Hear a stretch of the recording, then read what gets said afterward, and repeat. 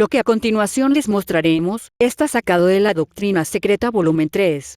Solo algunos párrafos interesantes que te harán reflexionar sobre si la teosofía original de los Mahatmas es verdaderamente un preámbulo o no de la filosofía de Robert Browne como se dice. Desde esta y otras evidencias pues, la filosofía de los Mahatmas contradice radicalmente la de Robert Browne. Pero eso debes corroborarlo tú y aclaramos que la teosofía original no es la que propuso en su momento Leadbeater y Besant, ya que esta última está llena de errores que el mismo Robert Browne copió y que a lo largo de las décadas, los mismos teósofos se dieron cuenta de la no veracidad de las mismas. Los volúmenes 4, 5 y 6 estarán también disponibles en video. En la descripción de este video, abajo te dejaremos el link del PDF de la Doctrina Secreta de la Teosofía España para que corrobores por tu cuenta dicha información. Respecto a la evolución de la humanidad, la doctrina secreta postula 3 proposiciones nuevas que se hallan en contradicción directa con la ciencia moderna, lo mismo que con los dogmas religiosos corrientes. Enseña ella: a. La evolución simultánea de 7 grupos humanos en 7 distintas partes de nuestro globo. b. El nacimiento del cuerpo astral, antes que el físico, siendo el primero un modelo del último. Y c. Que el hombre, en esta ronda, precedió a todos los mamíferos, incluso los antropoides, en el reino animal. Veas el Génesis 2, 19. En el versículo 7 se forma Adán, y en el 19 se dice: el Señor Dios formó de la tierra todos los animales del campo, y todas las aves del aire, y las presentó a Adán para ver cómo las quería llamar. Así, pues, el hombre fue creado antes que los animales, pues los animales mencionados en el Capitani son los signos del zodíaco, mientras que el hombre macho y hembra no es el hombre, sino la hueste de los Sepirot, fuerzas o ángeles hechos a su de Dios imagen y semejanza. El Adán, hombre, no es hecho a esta semejanza ni así se asegura en la Biblia. El segundo Adán es esotéricamente un septenario que representa 7 nombres, o más bien grupos de hombres. Pues el primer Adán, el Cadmon, es la síntesis de los 10 Sepirot. El Dios del primer capítulo del Génesis es el Logos, y el Señor Dios del segundo capítulo los Elohim creadores, los poderes inferiores. El Sol era, exotéricamente, el jefe de los 12 grandes dioses o constelaciones zodiacales. Y, esotéricamente, el Mesías, el Cristos, el sujeto ungido por el gran aliento, o el Uno, rodeado por sus 12 poderes subordinados, también subordinados, por turno, a cada uno de los 7 dioses del misterio de los planetas. Cada raza en su evolución se dice que nace bajo la influencia directa de uno de los planetas. La raza primera recibió su soplo de vida del Sol, como se verá más adelante, mientras que tercera humanidad, los que cayeron en la generación, o que de andróginos se convirtieron en entidades separadas, una varón y otra hembra, se dice estar bajo la influencia directa de Venus, el pequeño Sol, en el cual el orbe solar almacena su luz. La cuarta raza por uno de los reyes de la dinastía divina, y también de la astrología, representaba a Venus, en sus tablas astronómicas, como un globo en equilibrio sobre una cruz, y a la Tierra como un globo bajo una cruz. El significado esotérico de esto es la caída de la Tierra en la generación, o la producción de sus especies por medio de la unión sexual. Pero las naciones occidentales no han dejado de asignar a esto una interpretación completamente distinta. Han explicado el signo por medio de sus místicos, guiados por la luz de la Iglesia latina, con el significado de que nuestra Tierra, y todo en ella, fue redimido por la cruz, mientras que Venus, o sea dicho de otro modo, Lucifer o Satán, la pisoteaba. Venus es el más oculto, potente y misterioso de todos los planetas, aquel cuya influencia sobre la Tierra y su relación con la misma es lo más prominente. Venus, el planeta, es simbolizado por el signo de un globo sobre una cruz, lo que muestra que preside sobre la generación natural del hombre. Los egipcios simbolizaban el Ankh, la vida, por la cruz Ansatao, la cual es solo otra forma de Venus, Isis, J, y significaba, esotéricamente, que la humanidad y toda la vida animal había salido del círculo espiritual divino y había caído en la generación física masculino-femenina. Este signo tiene, desde el fin de la tercera raza, el mismo significado fálico que el árbol de la vida en el Edén. Anouki, una forma de Isis, es la diosa de la vida. Y el Ankh fue tomado por los hebreos de los egipcios.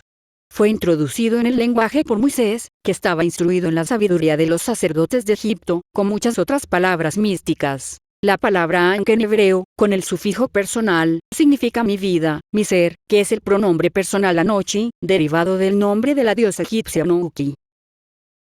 Pitágoras llama Shukra Venus el sol alter, el otro sol. De los 7 palacios del Sol, el de Lucifer-Venus es el tercero en la cábala cristiana y judía, haciendo del El Zohar la mansión de Samael. Según la doctrina oculta, este planeta es el primario de nuestra Tierra y su prototipo espiritual. De aquí que el carro de Shukra, el de Venus Lucifer, se diga que lo arrastra una ogdoada de caballos nacidos de la Tierra, mientras que los corceles de los carros de los otros planetas son diferentes. Todo pecado que se comete en la Tierra lo siente Usanan Shukra. A la luz de la filosofía esotérica oriental, su estudio solo conduce al descubrimiento de que en las sendas trazadas por el judaísmo exotérico y el cristianismo, el monoteísmo de ambos no es nada más elevado que la antigua astrolatría, actualmente vindicada por la astronomía moderna. Los cabalistas no cesan nunca de repetir que la inteligencia primaria no puede ser comprendida jamás. No puede ser comprendida, ni tampoco localizada, y, por lo tanto, tiene que permanecer innombrable y negativa. De aquí que la Ein Sof, el inconocible y el innombrable, como no podía ser puesto de manifiesto, fue imaginado como emanando poderes manifestadores. Así, pues, la inteligencia humana solo puede tratar de sus emanaciones. La teología cristiana, por haber rechazado la doctrina de las emanaciones y puesto en su lugar creaciones conscientes directas de ángeles y el resto creado de la nada, se encuentra ahora embarrancada sin esperanza entre lo sobrenatural, o milagroso, y el materialismo. Un dios extracósmico es fatal para la filosofía. Una deidad intracósmica, esto es, el espíritu y la materia inseparablemente unidos, es una necesidad filosófica. El primer Adán es la hueste sepirotal. El segundo Adán es la primera raza raíz humana sin entendimiento. El tercer Adán, es la raza que se separó, cuyos ojos se han abierto. La angelología cristiana se deriva directa y únicamente de las de los fariseos, que trajeron sus doctrinas de Babilonia. Los saduceos, los verdaderos guardianes de las leyes de Moisés, no conocían a ángel alguno, y se oponían hasta la inmortalidad del alma humana, no el espíritu impersonal. Hay 7 claves para el misterio de la caída. Además, en la teología hay 2 caídas: la rebelión de los arcángeles y su caída, y la caída de Adán y Eva. Así, tanto las jerarquías superiores como las inferiores son acusadas de un supuesto crimen. La palabra supuesto es el término verdadero y correcto, pues en ambos casos la acusación está fundada en un concepto erróneo. Ambas se consideran en el ocultismo como efectos kármicos, y ambas pertenecen a la ley de evolución, intelectual y espiritual de una parte, y física y psíquica de otra. Las caídas de una alegoría universal.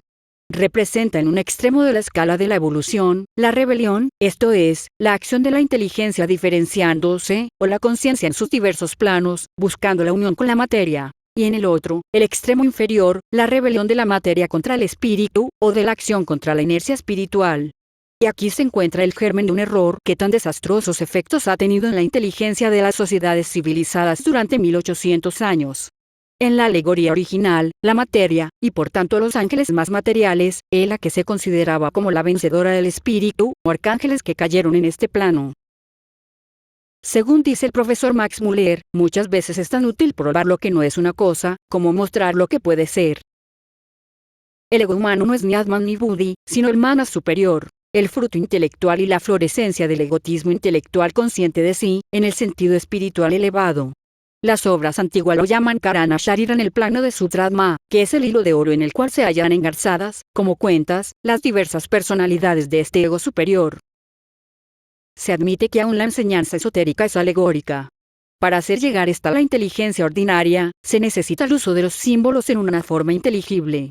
De aquí las narraciones alegóricas y semimíticas en las enseñanzas exotéricas, y las representaciones solo semimetafísicas y objetivas en las esotéricas.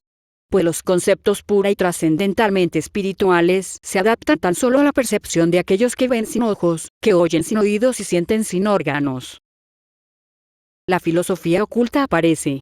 Ella enseña que la primera estirpe humana fue exhalada de la propia esencia de seres superiores semidivinos. El hombre no fue creado como ser completo que ahora es, por más imperfecto que aún permanezca. Hubo una evolución espiritual, una psíquica, una intelectual y una animal, de lo más elevado a lo más bajo, así como un desarrollo físico, desde lo simple y homogéneo, hasta lo más complejo y heterogéneo, sumergiendo al espíritu más y más profundamente en la materialidad por un lado, y luego redimiéndolo por medio de la carne y libertándolo. Esta doctrina, siendo demasiado filosófica y metafísica para ser comprendida por las multitudes, fue, como ya se ha dicho, desfigurada por el sacerdocio, con objeto de sostener su dominio sobre aquellas por medio del temor supersticioso. Los supuestos rebeldes, pues, eran sencillamente aquellos que, obligados por la ley kármica a beber la copa de hiel hasta su última amarga gota, tuvieron que encarnar de nuevo, convirtiendo así en entidades pensantes responsables a las estatuas astrales proyectadas por sus hermanos inferiores. Se dice que algunos rehusaron porque no poseían los materiales requeridos, esto es, un cuerpo astral, pues era una rupa. La negativa de otros se fundaba en que habían sido adeptos y yogis en manvantara lejanos precedentes. Otro misterio. Pero, más adelante, como Nimanakatyas, se sacrificaron por el bien y la salvación de las mónadas que esperaban su turno, y que de otro modo hubieran tenido que permanecer en suspenso durante edades incontables en formas irresponsables, a semejanza de los animales, aunque en apariencia humanas. Los dioses puros, subordinados a la ley eterna, solo podían proyectar de sí mismos sombras de hombres, un poco menos etéreos y espirituales, menos divinos y perfectos que ellos mismos, que eran sombras todavía. La primera humanidad, por tanto, fue una pálida copia de sus progenitores, aunque etéreos demasiado materiales para ser una jerarquía de dioses y demasiado espirituales y puros para ser hombres, dotados como estaban de todas las perfecciones negativas, ninguna. La perfección, para ser tal, tiene que salir de la imperfección. Lo incorruptible tiene que desenvolverse de lo corruptible, teniendo esto último como su vehículo, base y contraste. Luz absoluta es obscuridad absoluta, y viceversa. De hecho, no hay ni luz ni tinieblas en los reinos de la verdad. El bien y el mal son gemelos, la progenie del espacio y del tiempo, bajo el dominio de Maya. Separadlos, cortando toda relación, y ambos morirán. Ninguno de los dos existe per se, pues cada uno tiene que ser engendrado y criado por el otro a fin de venir a la existencia. Ambos tienen que ser conocidos y apreciados, antes de ser objeto de percepción. De aquí que, en la mente mortal, tengan que estar separados. El árbol es el hombre mismo, por supuesto, y la serpiente que en cada uno mora, es el manas consciente, el eslabón que relaciona el espíritu con la materia, el cielo y la tierra. Los padres de la Iglesia, en parte por ignorancia y en parte intencionalmente, tuvieron a bien desnaturalizar este símbolo gráfico. Se aprovecharon de la metáfora y alegoría de todas las religiones antiguas, para volverlas en beneficio de la nueva.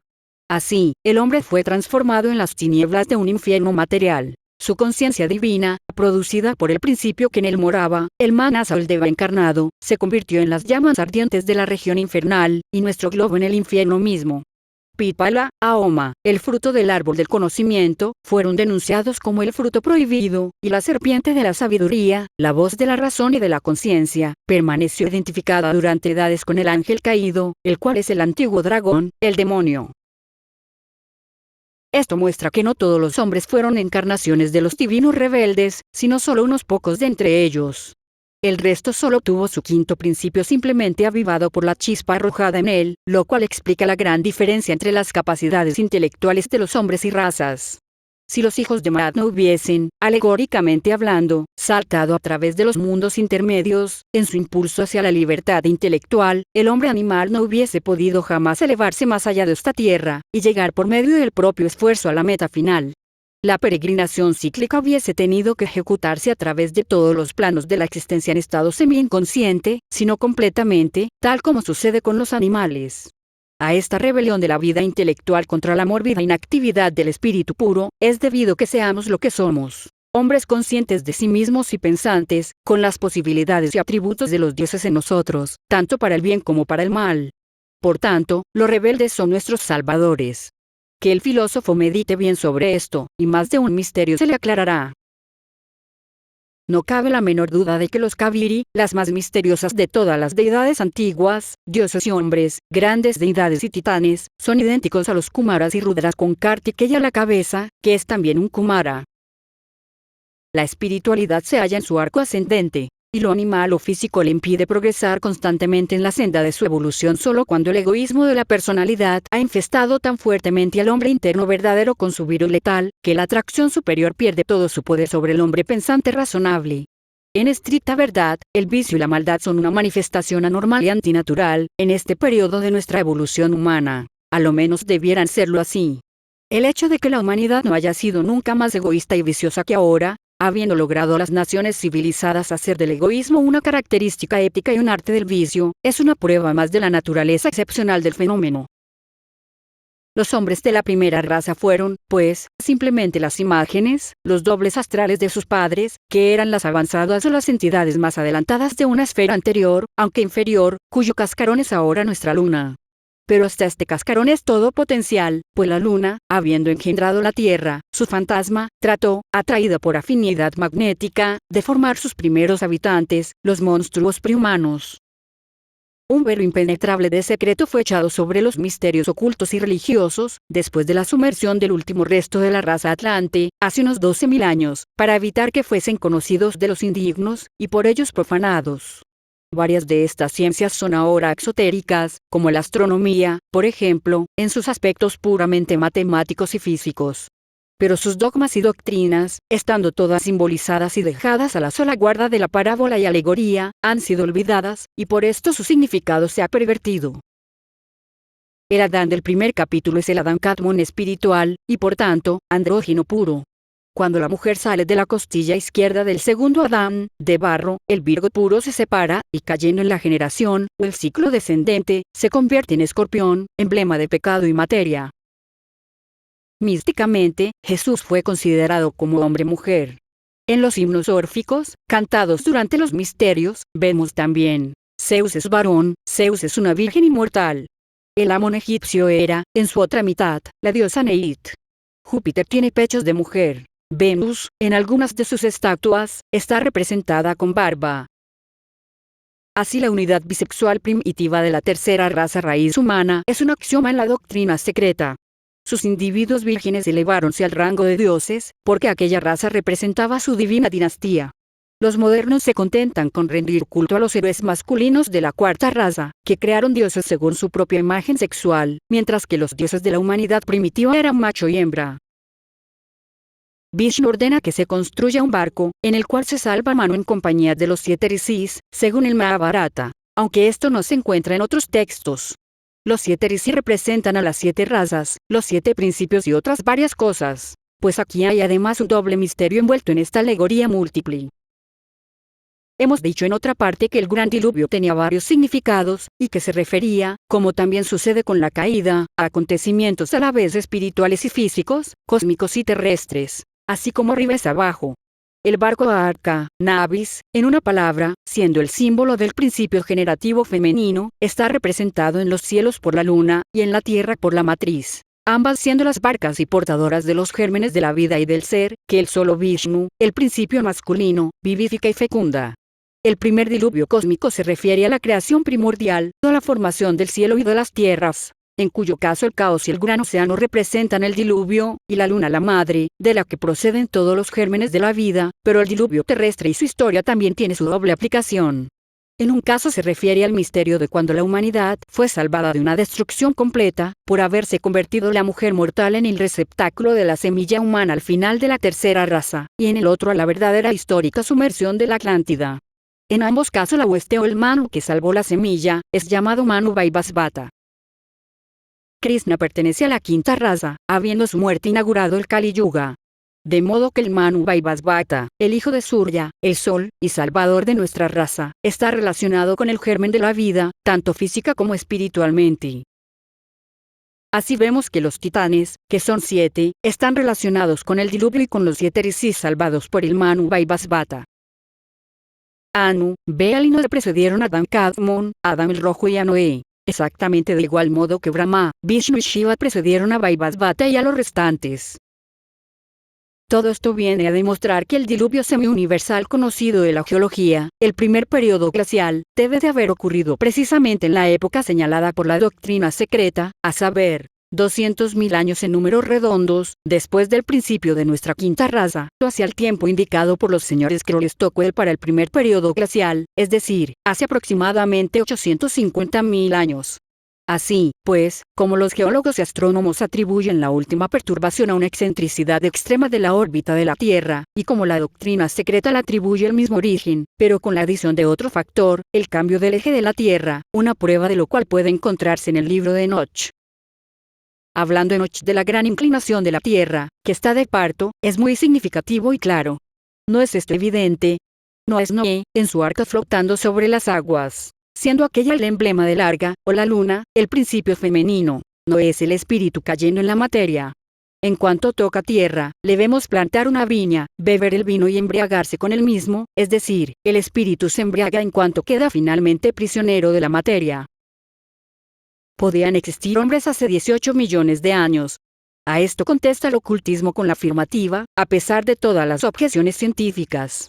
Además, esta duración solo comprende al hombre Vaivasvata Manu, es decir, a la entidad macho y hembra ya separada en sexos distintos.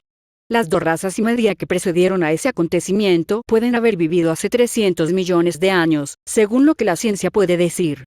¿Por qué no existían entonces las dificultades geológicas y físicas que hoy se opondrían a la teoría, para el hombre primitivo, etéreo, de las enseñanzas ocultas? El hombre moderno, duro, muscular, que soporta casi todos los climas, fue quizás hace unos 25 millones de años exactamente.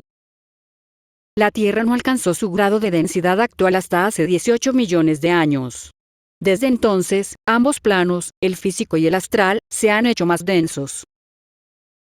No hay demonios o seres absolutamente depravados, como no hay ángeles absolutamente perfectos, aun cuando puede haber espíritus de luz y de tinieblas. Así Lucifer, el espíritu de la iluminación intelectual y de la libertad de pensamiento, es, metafóricamente, la antorcha conductora que ayuda al hombre a encontrar su ruta a través de los arrecifes y los bancos de arena de la vida, pues Lucifer es el logos en su aspecto más elevado, y el adversario en su aspecto inferior, reflejándose ambos en nuestro ego. En el Ramayana, cuando Hanuman está haciendo un reconocimiento del enemigo en Lanka, encuentra allí raksasas en parte horribles, mientras que algunos eran de hermosísima apariencia. Y en el Vishnu Purana hay una indicación directa a que ellos se convirtieron en los salvadores de la humanidad o de Brahma. Primeramente vienen los existentes por sí mismos sobre esta tierra. Son las vidas espirituales proyectadas por la voluntad y ley absolutas, al amanecer de cada renacimiento de los mundos. Estas vidas son los Shista divinos, los Manus gérmenes, o los Prajapatis y los Pitris. De estos proceden, 1. La primera raza, los nacidos por sí mismos, que son las sombras astrales de sus progenitores. El cuerpo carecía de todo entendimiento, mente, inteligencia y voluntad. El ser interno, el yo superior mónada, aun cuando dentro de la forma terrestre, no estaba en relación con ella. El eslabón, el manas, no estaba allí aún. De la primera raza emanó la segunda, llamada la exudada 394 y la sin huesos. Esta es la segunda raza raíz dotada por los preservadores, los Raksasas 395 y los dioses que encarnan los Asuras y Kumaras con la débil chispa primitiva, el germen de la inteligencia, y de estos procede a su vez. 3. La tercera raza raíz, los duplos andróginos. Las primeras razas de la misma son cascarones, hasta que la última es habitada, esto es, animada por los Dhyanis. Llegamos ahora a un punto importante respecto de la doble evolución de la raza humana. Los hijos de la sabiduría, o los dhyanis espirituales, se habían vuelto intelectuales por el contacto con la materia, pues habían alcanzado ya en ciclos anteriores de encarnaciones el grado de inteligencia que les permitía ser entidades independientes y conscientes en este plano de materia. Renacieron solo por razón de efectos kármicos. Entraron en aquellos que estaban preparados, convirtiéndose en los arhats, o sabios, antes mencionados. Esto necesita una explicación. No está en el curso de la ley natural que el hombre pueda llegar a ser un ser septenario perfecto antes de la séptima raza en la séptima ronda. Sin embargo, tiene en él todos esos principios en estado latente desde su nacimiento. También forma parte de la ley evolucionaria que el quinto principio, manas, alcance todo su desarrollo antes de la quinta ronda. Todas esas inteligencias prematuramente desarrolladas, en el plano espiritual, en nuestra raza, son anormales. Son los que hemos llamado seres de la quinta ronda. Aún en la futura séptima raza, al final de esta cuarta ronda, al paso que nuestros 4 principios inferiores estarán completamente desarrollados, el mana solo lo estará proporcionalmente. La siguiente observación puede ser útil al estudiante como materia para pensar sobre el asunto. Las mónadas de los ejemplares inferiores de la humanidad, los isleños salvajes del Mar del Sur de cabeza estrecha, los africanos, los australianos, no tenían karma alguno que agotar cuando nacieron por vez primera como hombres, cual sucedía con sus hermanos más favorecidos sin inteligencia. Los primeros están tejiendo su karma solo ahora, los últimos están cargados con karma pasado, presente y futuro. De suerte que en este punto el pobre salvaje es más afortunado que el genio más grande de los países civilizados. Una vez que la humanidad andrógina se separó en sexos, transformados por la naturaleza en máquinas portadoras de criaturas, cesó de procrear sus semejantes por medio de gotas de energía vital que emanaban del cuerpo. Pero cuando el hombre ignoraba aún sus poderes procreadores en el plano humano, antes de su caída, como diría un creyente en Adán, toda esta energía vital que esparcía por todas partes, fue empleada por la naturaleza en la producción de las primeras formas animales mamíferas. La evolución es un ciclo eterno de devenir, se nos enseña. Y la naturaleza jamás desperdicia un solo átomo. Además, desde el principio de la ronda, todo en la naturaleza tiende a convertirse en hombre. A un deísta o a un cristiano este versículo le sugeriría más bien una idea teológica, la de la caída de los ángeles por el orgullo. En la doctrina secreta, sin embargo, las razones para negarse a encarnar en cuerpos físicos a medio preparar parece se hallan más relacionadas con causas fisiológicas que metafísicas. No todos los organismos estaban suficientemente preparados. Los poderes encarnantes escogieron los frutos más maduros, y desdeñaron el resto. ¿Cómo fue que ellos crearon, dado que los señores de la sabiduría son idénticos a los devasindos que se negaron a crear? Evidentemente ellos son los Kumaras del panteón hindú y de los Puranas, los hijos mayores de Brahma, Sanandana y los otros hijos de Vedas quienes, creados previamente por él sin deseos ni pasiones, permanecieron castos inspirados por santa sabiduría y sin deseos de progenie. 408. El poder, por el cual crearon primeramente, es lo que ha sido causa de su degradación desde su alto estado en la posición de malos espíritus, de Satán y de su hueste, creados a su vez por la impura fantasía de los credos exotéricos. El ocultismo rechaza la idea de que la naturaleza haya producido al hombre del mono, o de un antecesor común a ambos, sino que, al contrario, hace proceder algunas de las especies más antropoides, del hombre de la tercera raza del primer período atlántico. Cierto es que pueden decir a los ocultistas que en todo caso el ocultismo repite lo que la ciencia da un mismo antecesor al mono y al hombre, puesto que hace provenir al primero del hombre primitivo. Convenido. Pero ese hombre primitivo era hombre solo en la forma externa. No tenía mente ni alma cuando engendró, con un monstruoso animal hembra, a los antepasados de una serie de monos. Esta especulación, suponiéndola tal, es por lo menos lógica, y llena el vacío entre la mente del hombre y el animal. Los verdaderos antropoides, los catirrinos y platirrinos de aquel, vinieron mucho más tarde, en los últimos tiempos de los atlantes. El orangután, el gorila, el chimpancé y el cinocéfalo son las últimas evoluciones puramente físicas de los mamíferos antropoides inferiores. Para el ocultista es por completo evidente. El cruzamiento, según lo llaman, de europeos con mujeres tasmanías, esto es, con las representantes de una raza cuyos progenitores fueron un monstruo sin alma y sin mente, y un hombre verdaderamente humano y aunque todavía sin razón, causó la esterilidad. Y esto no solo como consecuencia de una ley fisiológica, sino también como un decreto de la evolución kármica en la cuestión de la supervivencia consecutiva de la raza normal. Los semitas, especialmente los árabes, son arios posteriores, degenerados en espiritualidad y perfectos en materialidad. A estos pertenecen todos los judíos y árabes. Los primeros son una tribu descendiente de los chandalas de la India, los fuera de casta, muchos de ellos ex-brahmanes que refugiados en Caldea, Sindh y Aria, Irán, nacieron efectivamente de su padre Abraham, no Brahman, unos 8000 años antes de Cristo. El paraíso lleno de ori es prometido por Mahoma a los fieles. Totermes es un nombre genérico, como lo es Enoch, Enochion, el ojo espiritual, interno, y Nebo, el profeta evidente, etc. No es el nombre propio de ningún hombre vivo, sino el título genérico de muchos adeptos. Su relación con la serpiente en las alegorías simbólicas es debida a su iluminación por los dioses solares y planetarios durante la primera raza intelectual, la tercera. Todos ellos son patrones representantes de la sabiduría secreta.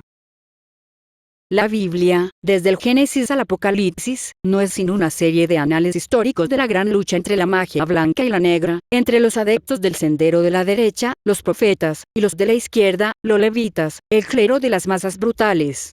Hasta los estudiantes de ocultismo, aun cuando algunos de ellos tienen más manuscritos arcaicos y enseñanzas directas en que fundarse, encuentran, sin embargo, difícil trazar una línea de separación entre los odales del sendero de la derecha y los del de la izquierda. El gran cisma que tuvo lugar entre los hijos de la cuarta raza cuando se erigieron los primeros templos y salas de iniciación bajo la dirección de los hijos de Dios se halla alegorizado en los hijos de Jacob.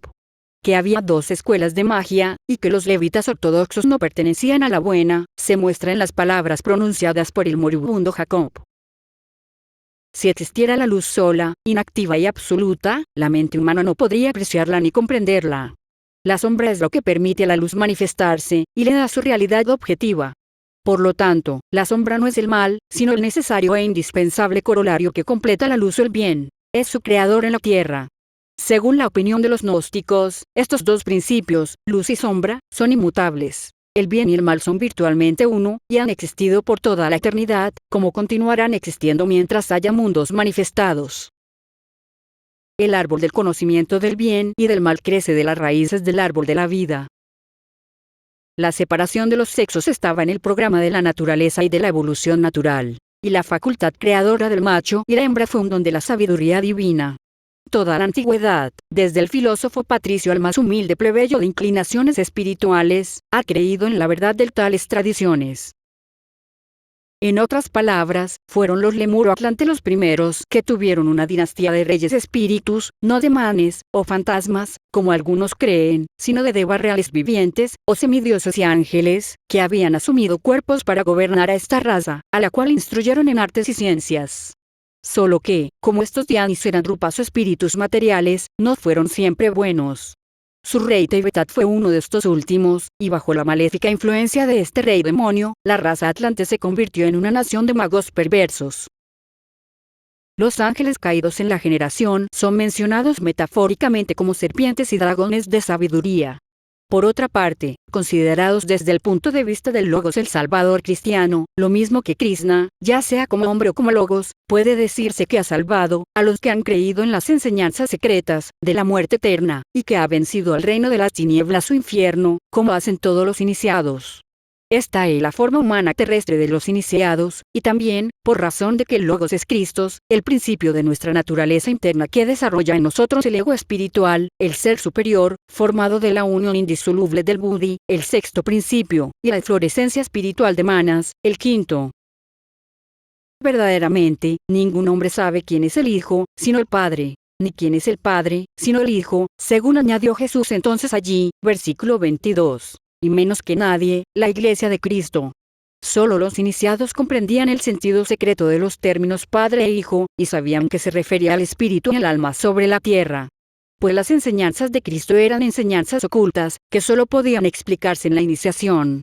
Nunca fueron dedicadas a las masas, pues Jesús prohibió a los 12 ir con los gentiles y los samaritanos, Mateo, X, 5, y repitió a sus discípulos que el misterio del reino de Dios era solo para ellos, no para las multitudes. Los dioses que habían caído en la generación, cuya misión era completar al hombre divino, son encontrados más tarde representados como demonios, malos espíritus y diablos, en contienda y guerra con los dioses, o agentes irresponsables de la ley eterna única. Pero jamás hubo la intención de significar criaturas tales como los demonios y el Satán de las religiones cristiana, judía y maometana, con estas 1001 alegorías arias. Por tanto, cuando la Iglesia maldice a Satán, maldice la reflexión cósmica de Dios. Anatematiza a Dios manifestado en la materia o en el objetivo. Maldice a Dios, toda la sabiduría por siempre incomprensible, revelándose como luz y sombra, bien y mal en la naturaleza, en la única manera comprensible a la limitada inteligencia del hombre.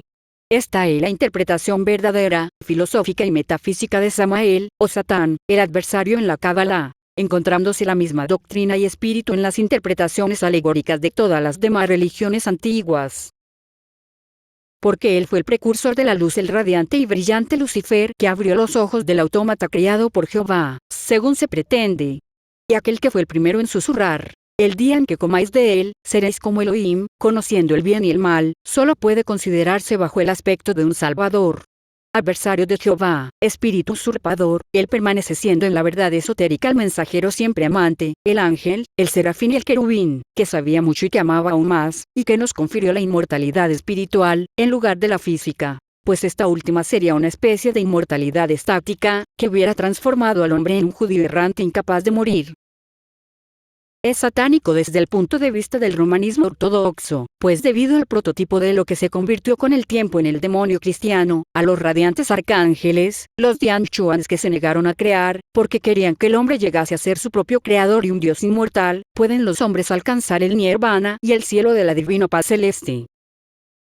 La doctrina secreta enseña que los devas del fuego, los rudras y los kumaras, los ángeles vírgenes a los cuales pertenecen los arcángeles Miguel y Gabriel, los rebeldes divinos, llamados por los positivos judíos que todo lo materializan, los Nasho desposeídos, prefirieron la maldición de la encarnación y los largos ciclos de existencia terrestre y de renacimientos, a contemplar la desdicha, aunque inconsciente, de los seres como sombras que emanaron de sus hermanos, por la energía semipasiva de sus creadores demasiado espirituales. Para hacer esto tuvieron que abandonar su estado natural, descender a nuestro globo y habitar en él durante todo el ciclo del Mahayuga, cambiando así sus individualidades impersonales por personalidades individuales, la dicha de la existencia sideral por la maldición de la vida terrestre. Este sacrificio voluntario de los ángeles del fuego, cuya naturaleza era la sabiduría y el amor, ha sido transformado por las teologías exotéricas en la declaración que muestra a los ángeles rebeldes precipitados desde el cielo en las tinieblas del infierno, nuestra tierra. La filosofía hindú indica la verdad enseñando que los asuras, precipitados por Shiva, están solamente en un estado intermedio, en el cual se preparan para grados más elevados de purificación, redimiéndose de su miserable estado. Pero la teología cristiana, que pretende basarse en la roca del amor divino, de la caridad y de la justicia de aquel a quien acude como a su Salvador, a fin de reforzar paradójicamente su pretensión, ha inventado el horrible dogma del infierno, esa palanca de Arquímedes de la filosofía católico-romana. La quinta raza raíz, y provienen de un solo progenitor, llamado en el exoterismo hindú por el nombre genérico de Manu Vaibhasvata. Este último, téngase presente, siendo aquel personaje genérico, el sabio, que se dice haber vivido hace aproximadamente 18 millones de años, y también hace 850.000 años, en el tiempo de la sumersión de los últimos restos del gran continente de la Atlántida, y que se dice que vive aún hoy en su humanidad. Los monos aparecieron millones de años después que el ser humano parlante, y son los últimos contemporáneos de nuestra quinta raza. Así, pues, es muy importante tener presente que los egos de los monos son entidades obligadas por su karma a encarnar en formas animales, que son el resultado de la bestialidad de los últimos hombres de la tercera raza y de los primeros de la cuarta. Son entidades que habían ya alcanzado el grado humano antes de esta ronda. Por lo tanto, son ellos una excepción de la regla general.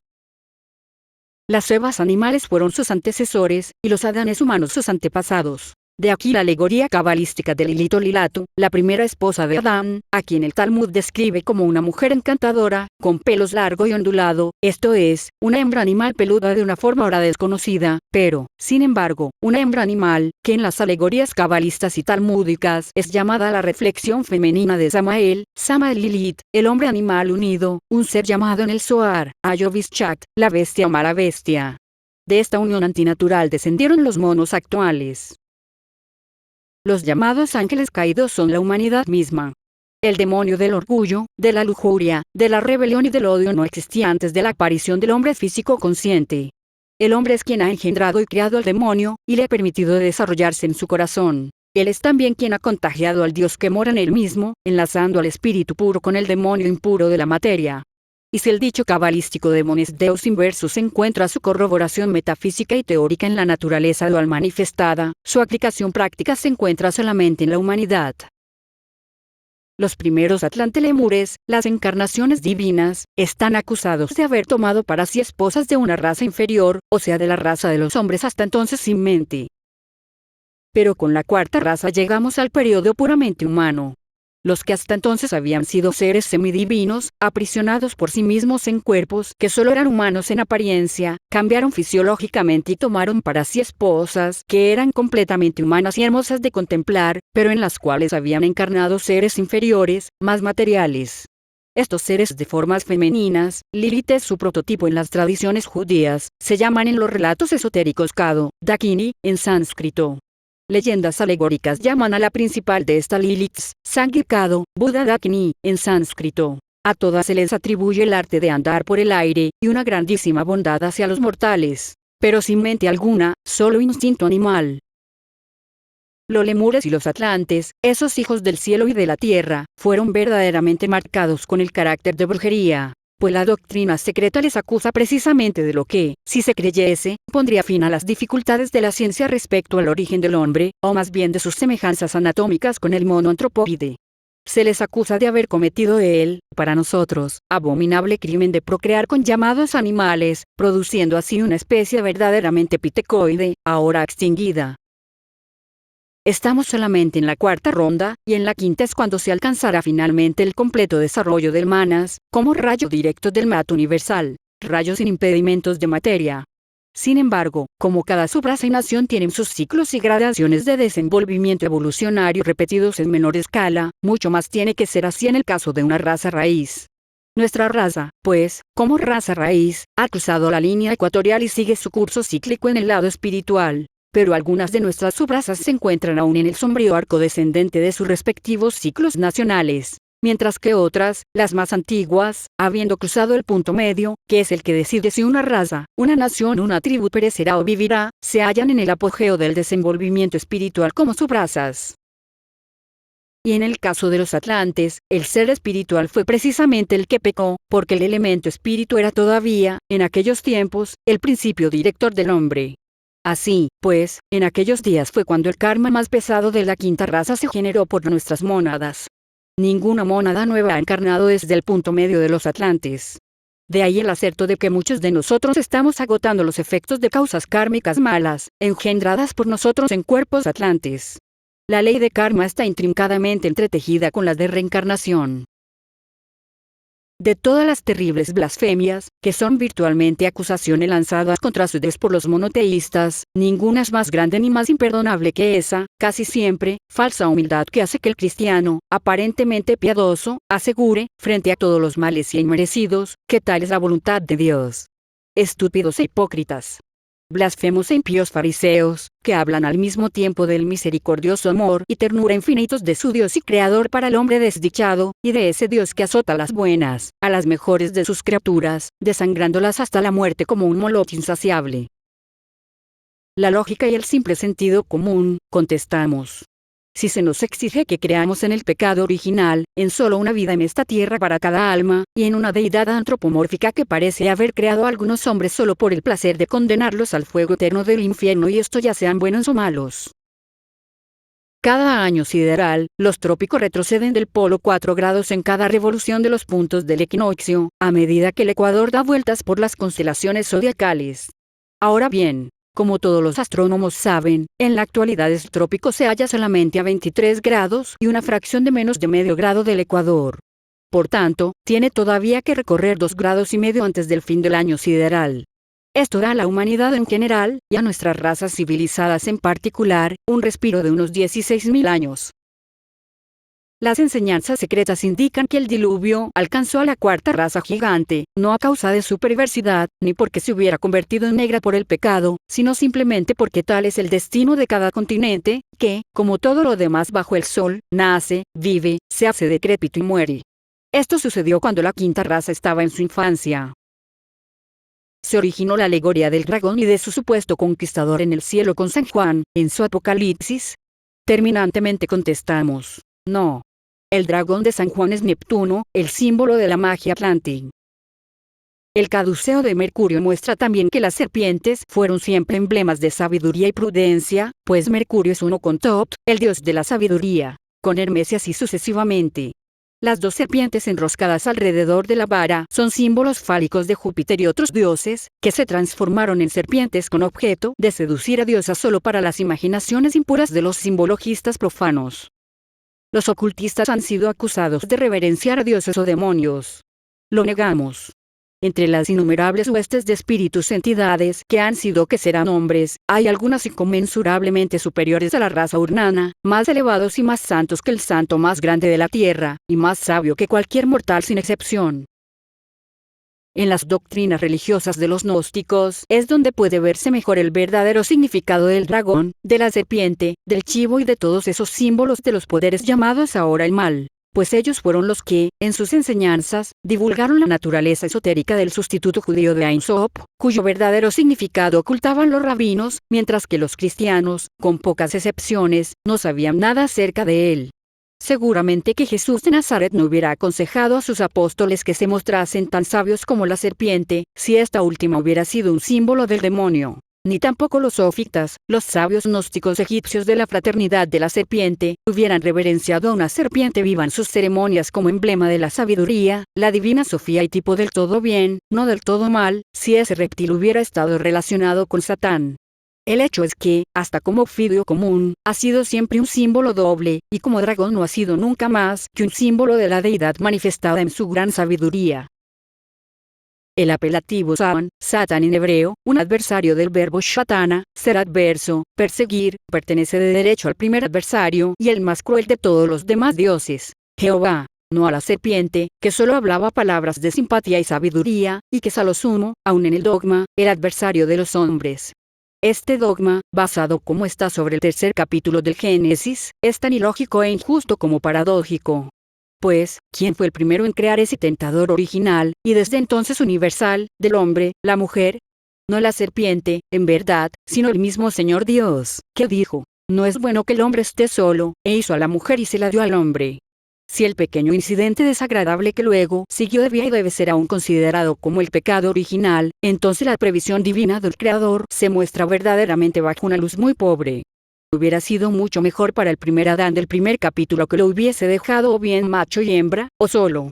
Es evidente que el Señor Dios fue la causa verdadera de todo el daño, el agente provocador del mismo, y la serpiente, solo un prototipo de Azazel, el testaferro para el pecado del Dios de Israel, teniendo el pobre Tragos que sufrir el castigo del desatino de su amo y creador. Noé es un atlante y un titán, y su familia son los cabirio-titanes piadosos, etc. Entonces la cronología bíblica cae por su propio peso y con ella todos los patriarcas, los titanes preatlánticos y antediluvianos. Como se ha descubierto y se ha probado ahora, Caín es Marte, el dios de la fuerza y de la generación, y del primer derramamiento sexual de sangre. Hasta la desaparición final de la pequeña isla Atlántida de Platón, las razas arias no habían cesado nunca de luchar contra los descendientes de las primeras razas de gigantes. Esta guerra duró hasta cerca del fin de la edad que precedió al Kali Yuga, y fue la Mahabharata, o Gran Guerra, tan famosa en la historia india. En ocultismo se afirma que la Tierra o isla que corona el Polo Norte como un casquete es la única que permanece inalterable durante todo el Manvantara de nuestra ronda. Todos los continentes y tierras centrales surgirán del fondo de los mares, por turno muchas veces, pero esta tierra no cambiará nunca. Preferimos atenernos a las declaraciones de los libros secretos. Creemos en los 7 continentes, 4 de los cuales han vivido ya su tiempo, el quinto existe aún, y 2 aparecerán en el porvenir. Creced y multiplicaos, y llenad la tierra. La maldición no fue traída sobre la humanidad por la cuarta raza, pues la tercera, relativamente sin pecado, los antediluvianos aún más gigantescos, habían perecido del mismo modo. Por tanto, el diluvio no fue un castigo, sino simplemente resultado de una ley periódica y geológica. También cayó sobre ello la maldición del karma por buscar la unión natural, como hacen todos los animales sin mente en las épocas debidas, sino por abusar del poder creador, por degradar el don divino y malgastar la esencia de la vida sin más objeto que la satisfacción personal bestial. Cuando se comprende, se ve que el tercer capítulo del Génesis se refiere a la Adán y Eva de la tercera raza que terminaba, y de la cuarta que empezaba. En el principio, la concepción era tan fácil para la mujer como para toda la creación animal. Nunca estuvo en el plan de la naturaleza que la mujer diese a luz a sus hijos en el dolor. Desde aquella época, sin embargo, durante la evolución de la cuarta raza, declaróse la enemistad entre su simiente y la simiente de la serpiente, la simiente o producto del karma y de la sabiduría divina. Pues la semilla de la mujer, la lujuria, aplastó la cabeza de la semilla del fruto de la sabiduría y del conocimiento, convirtiendo todo el misterio de la procreación en satisfacción animal. De aquí que la ley del karma magullase el talón de la raza atlante, cambiando de un modo gradual, fisiológica, moral, física y mentalmente la naturaleza toda de la cuarta raza humana hasta que, en lugar de ser el rey saludable de la creación animal de la tercera raza, el hombre se convirtió en la quinta, nuestra raza, en un ser escrupuloso e impotente, y vino a ser el heredero más rico del globo de enfermedades de constitución y hereditarias, el más consciente e inteligentemente bestial de todos los animales. Habiendo Prometeo dotado al hombre, según el Protágoras de Platón, con aquella sabiduría que suministra el bienestar físico, y no habiendo cambiado el aspecto inferior del manas del animal, Kama, en lugar de una mente inmaculada, primer don del cielo, creóse el eterno buitre del deseo jamás satisfecho, del pesar y de la desesperación, acoplado a la debilidad soñolienta que encadena la raza ciega de los mortales, hasta el día en que Prometeo sea puesto en libertad por su libertador, destinado por el cielo, Heracles. El verdadero teósofo, el que busca la sabiduría divina y rinde culto a la perfección absoluta, la deidad desconocida, que no es Zeus ni Jehová, rechazará tal idea. Señalando a la antigüedad, probará que jamás ha habido un pecado original, sino solo un abuso de la inteligencia física, siendo guiado lo psíquico por lo animal, y extinguiendo entre ambos la luz de lo espiritual. Hay una ley eterna en la naturaleza que tiende siempre a ajustar los opuestos y a producir una armonía final.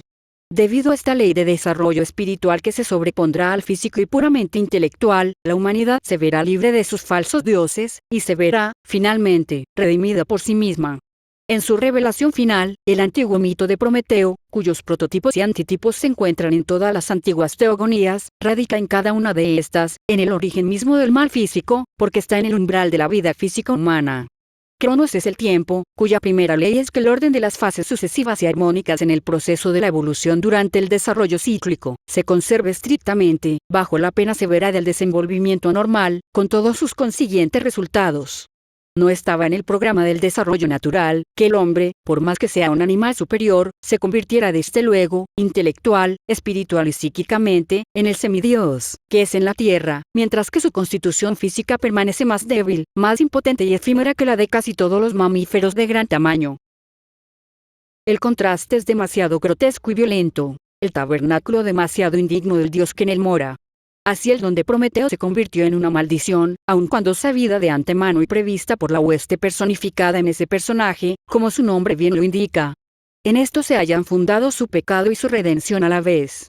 Pues la hueste que encarnó en una parte de la humanidad, aunque inducida a ello por karma o némesis, prefirió el libre albedrío a la esclavitud pasiva, el dolor, y hasta la tortura intelectual consciente, durante el transcurso de miríadas de tiempos, a la beatitud instintiva, imbécil y vacía. Sabiendo que semejante encarnación era prematura y no estaba en el programa de la naturaleza, la hueste celestial, Prometeo se sacrificó, sin embargo, para beneficiar con ello a una parte, al menos, de la humanidad. Pero al paso que salvaba al hombre de la oscuridad mental, le infligió las torturas de la propia conciencia de su responsabilidad, resultado de su libre albedrío, además de todos los males de que es heredero el hombre y la carne mortal. Esta tortura aceptó la Prometeo para sí, puesto que la hueste se mezcló desde entonces con el tabernáculo preparado para ella, el cual era aún imperfecto en aquel periodo de formación. Siendo incapaz la evolución espiritual de marchar a la par que la física, una vez rota su homogeneidad por la mezcla, el don se convirtió por ello en la causa principal, sino en el único origen, del mal. Este drama de la lucha de Prometeo con el Zeus sensual, déspota y tirano del Olimpo, lo vemos representado diariamente en nuestra presente humanidad. Las pasiones inferiores encadenan las aspiraciones superiores a la roca de la materia, para generar muchas veces el buitre del dolor, del pesar y del arrepentimiento. El moderno Prometeo se ha convertido ahora en Epimeteo, el que ve solo después del suceso, porque la filantropía universal del primero ha degenerado hace mucho tiempo en interés y adoración propios. El hombre volverá a ser el titán libre de antaño, pero no antes de que la evolución cíclica haya vuelto a establecer la interrumpida armonía entre las dos naturalezas, la terrestre y la divina, después de lo cual se hará impenetrable a las fuerzas titánicas inferiores, invulnerable en su personalidad e inmortal en su individualidad. Pero esto no sucederá sino cuando haya eliminado de su naturaleza todo elemento animal. La civilización de los atlantes fue aún mayor que la de los egipcios. Sus descendientes degenerados, la nación de la Atlántida de Platón, fueron los que construyeron las primeras pirámides en el país, y eso seguramente antes del advenimiento de los etíopes orientales, como llama Heródoto a los egipcios. La cuarta raza tuvo sus periodos de la más elevada civilización. Las civilizaciones griegas y romanas hasta la egipcia no son nada comparadas con la civilización que principió con la tercera raza después de su separación. El término Atlante no debe inducir al lector en el error de considerar a estos como una sola raza, ni como una nación. Es lo mismo que si dijéramos asiáticos. Muchos, múltiples y diversos eran los atlantes, que representaban varias humanidades, y un número casi incontable de razas y naciones, más variadas verdaderamente que lo serían los europeos, si este nombre se aplicase indistintamente a las 5 partes del globo, como sucederá, al paso que lleva la colonización, quizás en menos de 200 o 300 años. Había atlantes de color oscuro, amarillos, rojos, blancos y negros. Gigantes y enanos, como sucede, relativamente, aún hoy, con algunas tribus africanas. Ahora bien, nuestra quinta raza raíz tiene ya de existencia, como raza sui generis, y completamente aparte de su tallo padre, cosa de 1 millón de años. Por tanto, hay que suponer que cada una de las 4 subrazas anteriores ha vivido aproximadamente 210.000 años, por lo cual cada raza de familia tiene una existencia término medio de 30.000 años. Y así, la raza de familia europea tiene todavía bastantes miles de años ante sí, aun cuando las naciones, o sea las espinas innumerables en ella, varíen con cada estación sucesiva de 3 a 4.000 años. Los americanos se han convertido, en solo 3 siglos, en una raza primaria, temporalmente, antes de convertirse en una raza aparte, y acentuadamente separada de todas las demás razas que hoy existen. Son ellos, en una palabra, los gérmenes de la sexta subraza, y en unos cuantos cientos de años más se convertirán decididamente en las avanzadas de la raza que deberá suceder a la presente quinta subraza europea, en todas sus nuevas características. Después de esto, dentro de unos 25.000 años, entrarán ellos en la preparación de la séptima subraza, hasta que, a consecuencia de cataclismos, la primaria serie de aquellos que deberán un día destruir Europa y aún más tarde toda la raza aria, afectando así a las 2 Américas, así como a la mayor parte de las tierras directamente relacionadas con los confines de nuestro continente e islas, la sexta raza raíz aparecerá en el escenario de nuestra ronda. La humanidad es hija del destino cíclico, y ni siquiera una de sus unidades puede escapar a su misión inconsciente, ni librarse de la carga de su trabajo cooperativo con la naturaleza. De este modo la humanidad, raza tras raza, llevará a cabo su peregrinación cíclica marcada. Los climas cambiarán, y ya han principiado, con cada año tropical después de cada subraza extinguida, pero solo para engendrar otra raza superior en el ciclo ascendente. Al paso que, una serie de grupos menos favorecidos, los fracasos de la naturaleza, se desvanecerán, como ciertos hombres individuales, de la humana familia, sin siquiera dejar un rastro tras sí.